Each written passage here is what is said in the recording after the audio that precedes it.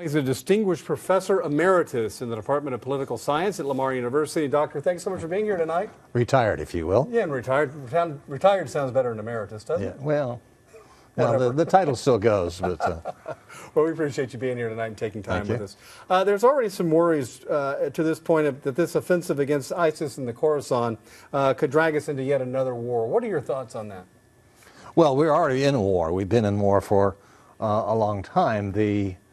The concern of a lot of people, there are a few that would like a real war, but the concern is that the United States does not get bogged down in a land war in the Mideast.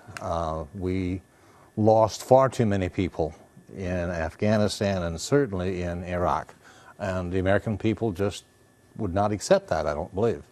Now, another concern is the moderate opposition of the Syrian rebels, and arming them is one thing, but also there's thoughts of maybe this turning around on the United States, and all of a sudden you have Syrian rebels coming back against us. Let's take a listen right now about what the Syrian ambassador had to say to the UN about that today. There is no moderate Syrian opposition. When either you are a terrorist or you are a peaceful citizen.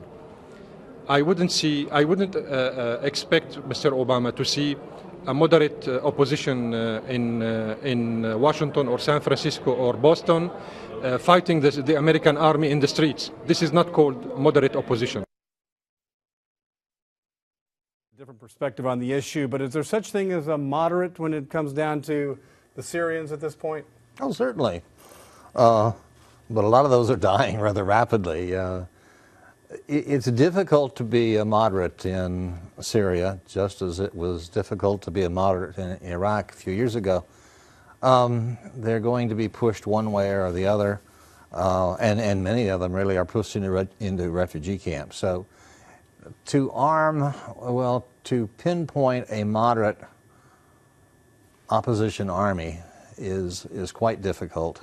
It's a good threat, however, and a lot of what's happening concerning Syria and Iraq right now is essentially a threat of what may happen if they do not pull back and stop murdering people.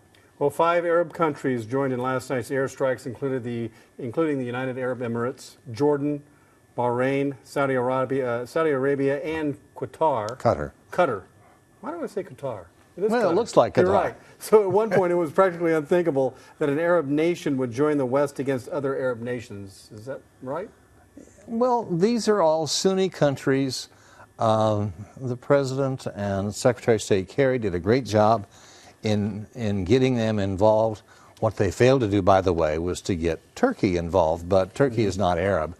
But pulling 5 Arab countries into this effort protects the United States a great deal, because what we didn't want to happen was for the United States as a Western power, Christian power, to be in a war with Muslim Arabs. All right, two last questions. Did we make a mistake by pulling troops out of Iraq to begin with? Well, that's difficult to answer because we were actually told to leave. There was an attempt to negotiate a residual force, and Prime Minister Maliki said no. He wanted the Americans to leave. So we really had a little choice but to accept that and pull out. And the American people wanted us out of Iraq anyway. We lost an awful lot of soldiers. We lost a lot of treasure in that effort. Unfortunately, it did not turn out very well. But we should have learned something, and I hope that that's taking with the military now. Our military thought that they were training a solid, professional Iraqi army to maintain control in the country. And unfortunately, once we left and ISIS showed up hot and heavy, the Iraqi army just basically dissipated. Yeah, and we thought that might happen. Yeah, and That is the other problem that might happen if we do the same thing toward those Syrian moderates, if they exist. Right. And last question for you, Doctor. As you look at ISIS, ISIS has certainly made its presence known there now. What is your thoughts? How would you profile ISIS as a group? I would say that the king of Jordan was absolutely correct on 60 Minutes the other night, that they're heretics. They are not good Muslims by any means.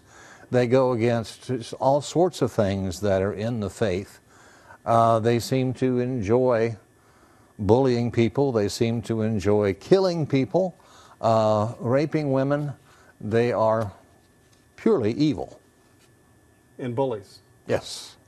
But again, I hope, my major hope is that since we have bloodied them a little bit, and plan to continue to do that over the next several months, that they will decide that they're not getting away with being bullies and will kind of fade into the woodwork. All right, we'll see what transpires here in the next days, weeks, and months as this goes on in the Middle East. Dr. Drury, thank you so much for being here tonight. Appreciate it. Enjoy.